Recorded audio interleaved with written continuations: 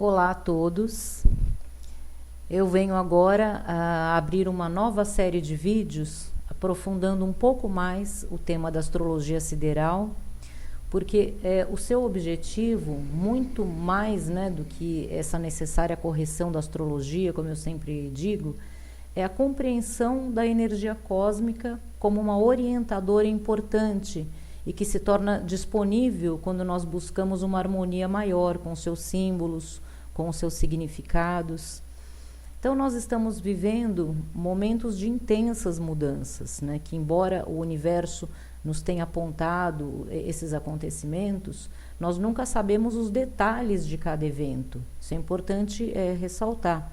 Então a sabedoria sobre a compreensão dos mistérios, ela é assim. Nós recebemos os símbolos, né, através das posições dos planetas, nas constelações, as distâncias entre eles e tudo mais. E nós, como astrólogos, nós sabemos ver o caráter dessas energias para fazer uma análise. E quando nós encontramos diante dos acontecimentos, nós analisamos o quê? As possibilidades desses eventos. Mas, como eu sempre digo, o mais importante de tudo é a consciência que a astrologia nos traz, que o nosso processo ele é sempre num sentido evolutivo, né, para o melhor. Os problemas acontecem, nós passamos por ele, mas no final sempre tem uma conclusão positiva dentro do processo, depois do processo. Então, nesses tempos de dualidade, porque assim, eu já falei um pouco sobre a questão do vírus, né, da pandemia, o que nós estamos passando. Eu vou fazer um novo vídeo sobre isso, mas assim, a visão do aspecto da cura, a visão da astrologia no aspecto da cura, que eu vou publicar essa semana, vai ser em homenagem à Páscoa, até por essa energia do renascimento, né? Mas esse vídeo de agora é um vídeo que eu até já escrevi ele há algumas semanas, e essa ampliação da pandemia eu deixei um pouco de lado, mas ele continua sendo um tema importante, que é a dualidade que nós estamos vivendo, né? E que ela vem se acentuando muito nesses últimos anos, especialmente com o fator político, né? Então, através da astrologia sideral, nós encontramos não apenas o fator que motiva isso, mas também qual é o sentido existencial dentro da nossa evolução. Por que isso está acontecendo? Então, nós chegamos, então, no que eu chamo de o fator sagitário, né? Vou começar a explicar para vocês. Uma coisa que poucas pessoas conhecem, e que eu acho super importante, acho que no futuro isso aí tem que fazer parte do ensino fundamental, que é uma consciência do espaço, né? Não só uma consciência geográfica, mas uma consciência também da posição em que o planeta está na galáxia, a posição que está a nossa galáxia, o mapa celeste, né? Então, assim, essa consciência geográfica, ela amplia também a consciência humana. Então, as pessoas conhecem um básico, né? Algum conhecimento rudimentar sobre a Via Láctea, nosso sistema solar, mas é importante também saber a nossa localização, onde nós estamos realmente e o que se avizinha. Então, isso explica muito essas energias atuais. Nós estamos, né, a nossa galáxia, ela fica na constelação de Sagitário. E também nós estamos muito próximos ali ao braço de Órion, muito próximos de Ophiuchus. Essas energias, né, elas trazem muita clareza na compreensão desses problemas, desses conflitos que nós estamos vivendo, né? Qual é também o nosso padrão evolutivo? A mitologia, ela lança uma luz para nós através dos seus mitos, das passagens deles, numa visão que é atemporal da existência humana. E que nós podemos observar nesses dias, né, atuais com muita nitidez. Vamos lá, por que a precessão dos equinócios, né, e essa nova tomada de consciência tem um papel fundamental nesse momento? Entendam assim, antes dela, né, a astrologia considerava, antes da precessão dos equinócios, o ponto mais alto do mapa era ocupado pela constelação de Capricórnio, né, que ela representa o que? As estruturas rígidas, né, de toda a opressão em nome do poder, os valores tradicionais, aquela lentidão burocrática, e tudo isso sob uma aparência muito sóbria, né, mas que por baixo eram outras coisas. Então, na maioria das vezes, era totalmente hipócrita, né? Então, assim como no mito, Saturno, né, ou Cronos também, como ele é conhecido, ele é o regente de Capricórnio. Então, na mitologia, Saturno, ou Cronos, ele é castrado, ele é destronado pelo seu filho Júpiter, né, ou Zeus, como outros conhecem, que ele é o quê? O regente da constelação de Sagitário. Então, essa mudança de poder de Capricórnio para Sagitário já é uma coisa mitológica. Então, o movimento de precessão coloca Sagitário no ponto mais alto do poder, no ponto mais alto do mapa e do poder na Terra. Não mais Capricórnio, Sagitário, que é representado, né, pelo híbrido, pelo centauro, que não é um deus, mas é uma criação genética criada pelos deuses para habitar a Terra. Então, é através dele, né, da compreensão do seu mito, que nós chegamos no ponto desse conflito que a gente tem agora de dualidade na humanidade, que sempre teve, mas agora assim está, vamos dizer assim, superlativo, né, como a própria energia de Júpiter. Então, assim, Júpiter, ele chega ao poder em 3 movimentos, né? Primeiro, através do centauro comum, né, que é aquele forte, cheio de potenciais, que aparece lá com arco e flecha, cheio de potenciais não desenvolvidos, né? Em segundo, através de Quiron, que é um centauro que já é plenamente evoluído, que é dotado de inúmeras capacidades, de conhecimentos, ele é honrado, ele é dignificado pelos deuses. E em terceiro ponto, Júpiter chega ao poder através de Palas Atena, que é a filha que vem para ocupar o poder no seu lugar. Como os oráculos predisseram, né, chega essa filha que é para ocupar o poder. Então, a figura mais exaltada da mitologia, né, Atena, é a figura mais exaltada pela inteligência, o senso de justiça, a força moral. Ela é a formadora de todo o conceito social organizado, igualitário da civilização moderna. Então, como que se aplicam e se diferenciam essas formas de poder na humanidade? Especialmente dentro da atualidade, né? Vamos entender um pouco do mito. O centauro comum, pela falta da educação correta, da atenção sobre a necessidade da educação, do conhecimento que seria necessário para o seu desenvolvimento, ele vive o quê? O descontrole da sua natureza animal. Ele perde o limite da consequência das suas ações. Então, nos mitos, eles fazem muitas badernas, fazem estupros, destruição, mortes, traições, né? Eles causam muitas barbaridades.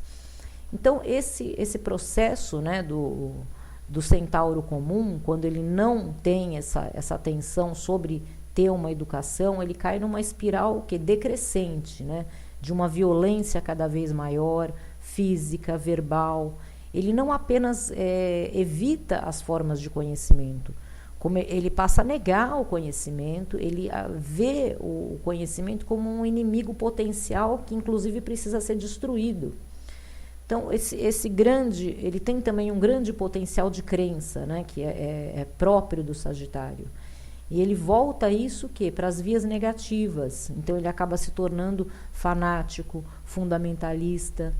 Nesse aspecto, né, em que ele vai se distanciando tanto da verdade, consequentemente da realidade, né, ele inicia um quadro de loucura, que segue para uma inevitável autodestruição, como aconteceram com os centauros na mitologia.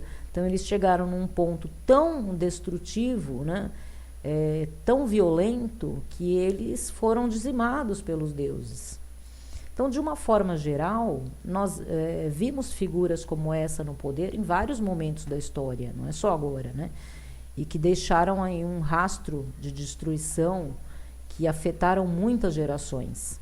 Mas, nesse momento atual, com a potencialização dessas energias, né, esse aspecto negativo, ele se amplia não apenas no poder, né, mas entre as pessoas também, porque a gente vive uma era de poder, né, com essa coisa da internet. Então, assim, essa coisa, todo mundo pode ser famoso agora, né? Então, todas as pessoas, elas têm um poder de visibilidade muito grande. Então, com isso, né, essas figuras que querem, que negam, né, o conhecimento, que tentam destruir, então a visibilidade delas e o que elas causam, né, e essa violência também é muito triste de observar.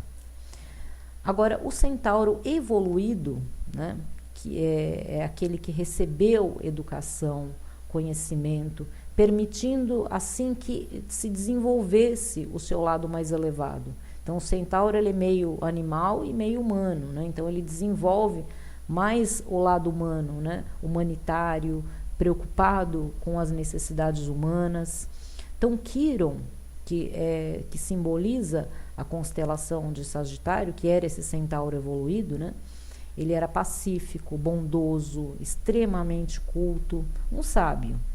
Ele conhecia e dominava diversas artes, como a música, a poesia. Ele era um curador também, astrólogo, professor. Os seus conhecimentos eram tantos, né, que foi dada a ele a incumbência de criar e educar vários heróis, vários semideuses. E a sua glória final, né, foi quando ele entrega em sacrifício a própria vida para salvar o Prometeu do Cáucaso, para que ele volte para ajudar a humanidade. Então, o conflito do fator Sagitário é óbvio nesse ponto, né?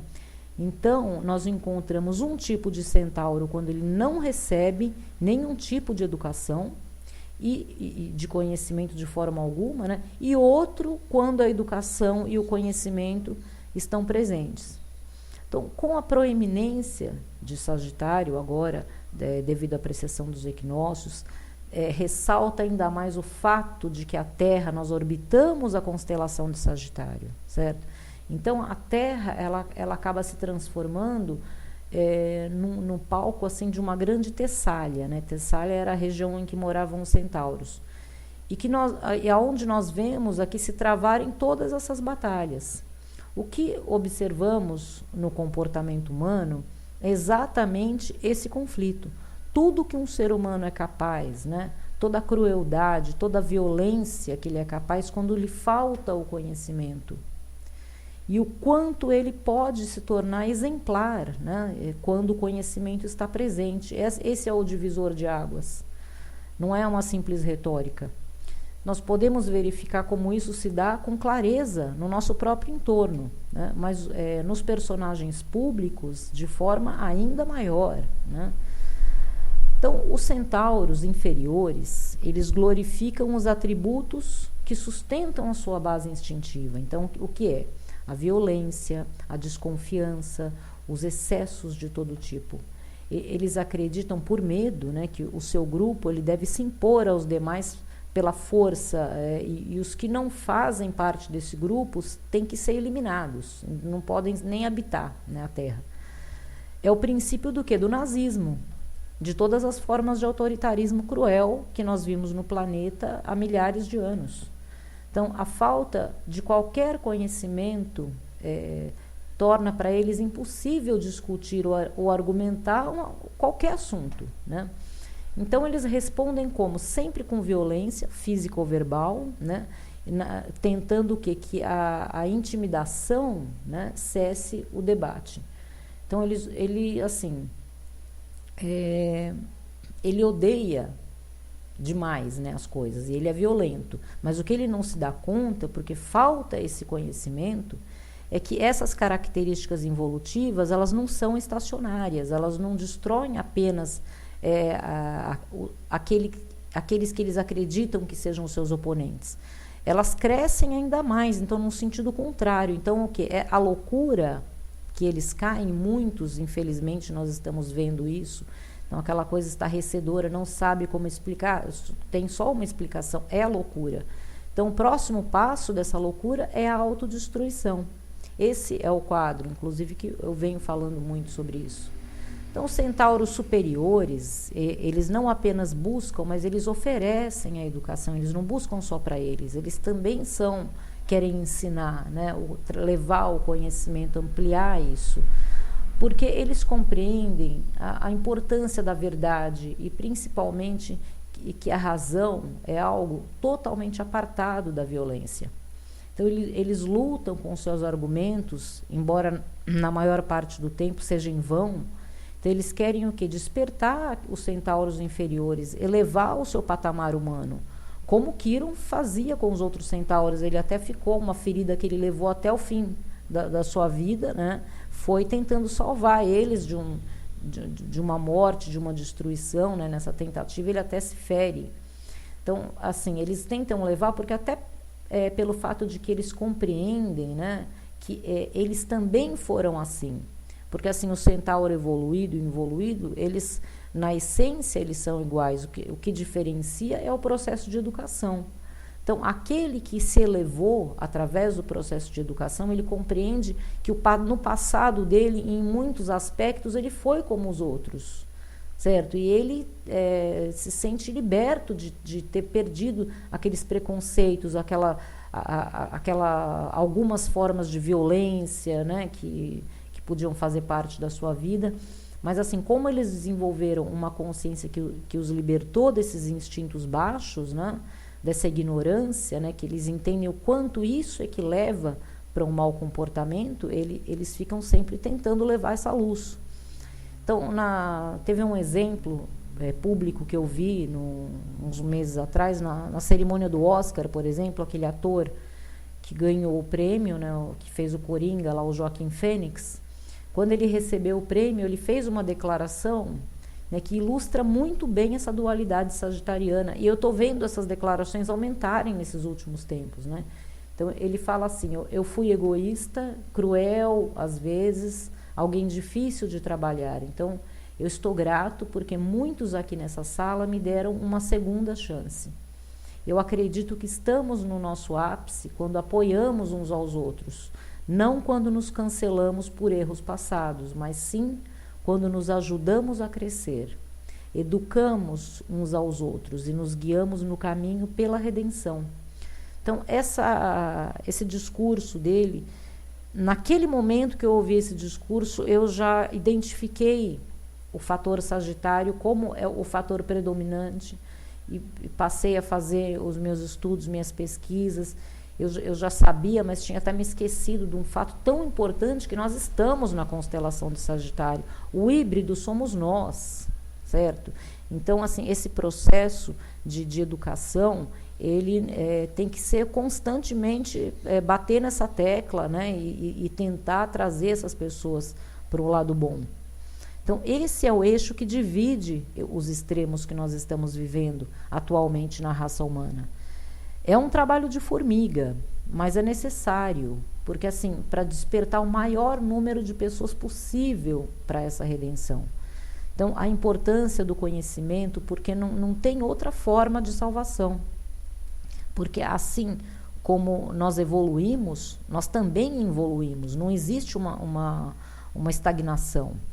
Os que decidem serem indiferentes por egoísmo, né? Então, aquelas pessoas que elas acham que não, eu vou continuar aqui no meu egoísmo, porque no meu mundinho, só querendo coisas para mim, e assim, também não sou tão má assim. Não, elas estão rumo a um abismo, porque não existe uma coisa estagnada, como eu disse, né? Então, o que acontece? Essas pessoas, elas vão ficando deprimidas, depois vão ficando histéricas, descompensadas emocionalmente. Aí elas passam a agir com agressividade, a odiar as pessoas que trazem algum conhecimento, negar a verdade.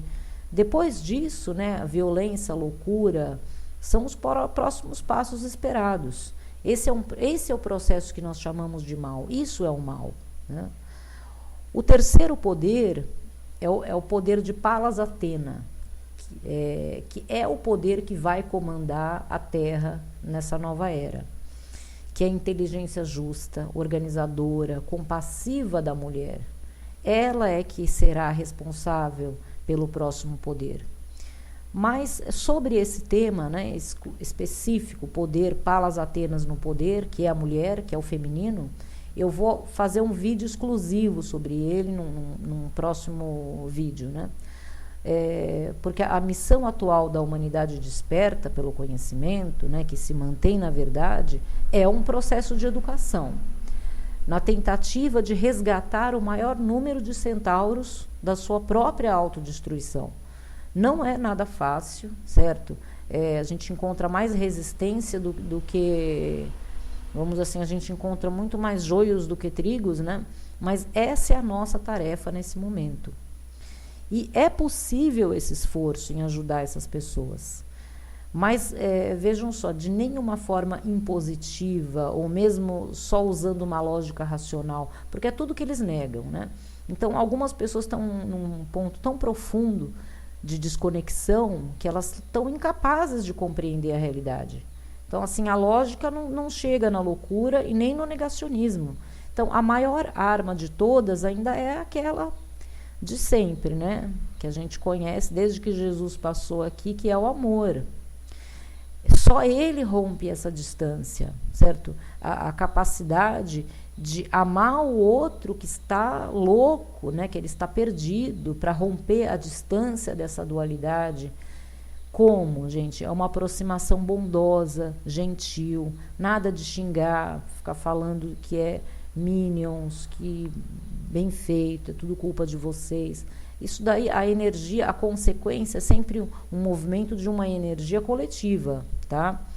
Então, a verdadeira batalha é vencer esse ódio e esse preconceito de todas as partes, as duas partes, para que nós possamos nos integrar novamente e desenvolver uma civilização melhor, né, mais justa, que inclua todos, porque nós estamos caminhando para ela.